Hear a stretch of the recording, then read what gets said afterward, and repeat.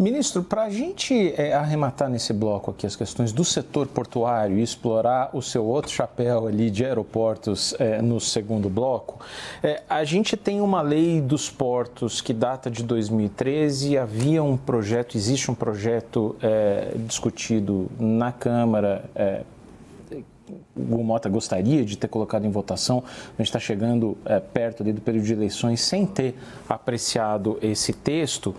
Eu queria saber se ainda está no radar do Ministério, em conjunto ou não com a ANTAQ, sugerir uma proposta, colocar uma proposta em formato de contribuição, em formato de substitutivo para o relator, para que a gente tenha uma nova lei dos portos, uma revisão desse marco legal ainda em 2026. Ou se fica esse caminho para a próxima legislatura, para o próximo governo?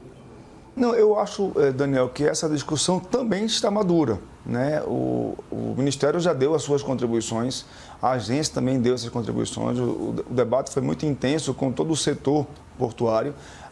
Entendo que essa discussão também está madura e o nosso desejo também é que ela possa tramitar ainda em 2026. A gente está num calendário eleitoral, né? A gente sabe que dentro do calendário eleitoral muitas das discussões elas terminam perdendo um pouco de tração, né? É natural, mas o nosso desejo é que a gente possa chegar a cabo nas discussões internas do Congresso Nacional e estamos dando todas as contribuições que forem necessárias para isso, para que seja votado e a gente possa ter mais este avanço para o setor portuário. Hoje, a quantidade de projetos que nós temos no setor portuário e o nível de competição que nós temos nos projetos do setor portuário já demonstram que o setor avançou muito na sua segurança jurídica, na sua regulação. Nós que atuamos no Ministério em mais de um setor, em hidrovias e aeroportos, por exemplo, a gente olha muito para a regulação e as normas do setor portuário como um case, como um exemplo de maturidade no que já avançou nos últimos anos. Mas a gente torce que esse segundo passo agora, através da lei de portos, possa ser dado, dando mais garantia para a segurança jurídica, para a prorrogação de contrato, desburocratizando as possibilidades de investimento, não exigindo, por exemplo, que uma renovação se dê apenas por uma única vez, mas que possa ser dada de acordo com a quantidade de investimento que é necessário em cada porto, porque essa questão de prorrogação contratual nas concessões, nos arrendamentos, ela é muito séria, porque você vai chegando ao fim das concessões e muitas vezes aquele ativo, aquela infraestrutura precisa de novos investimentos que não é possível ter o retorno durante o prazo do saldo da concessão. E o que acontece muitas vezes? Você vai degradando o serviço porque não faz o investimento e degradando o próprio ativo para um próximo processo competitivo. Então, situações como essa são importantes que a gente possa avançar na lei de portos e também na lei de concessões como um todo. Bem rapidamente, só para deixar claro, sugestão do Ministério é permitir a renovação, inclusive daqueles terminais, daqueles arrendamentos celebrados antes de 2013 da lei anterior e do decreto anterior, correto? Não, a gente não tem essa posição com relação aos arrendamentos anteriores, né? Isso é dado como uma exceção, né, na lei de 2000, na atual lei de portos. Isso é dado como uma possibilidade, mas em uma exceção.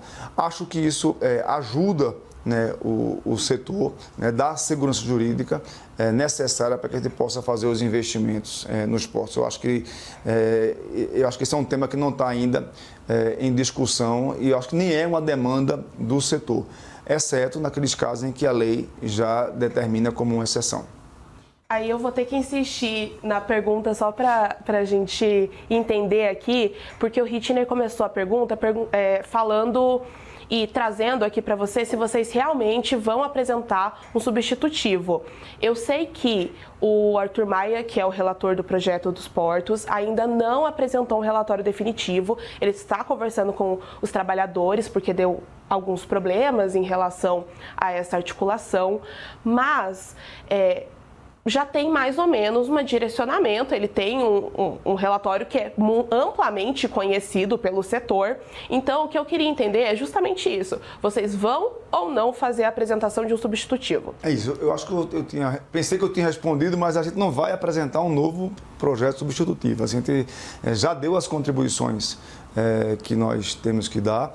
Apresentamos e vamos continuar apresentando a posição do governo, do Ministério, para as emendas e para os projetos que forem serem apresentados.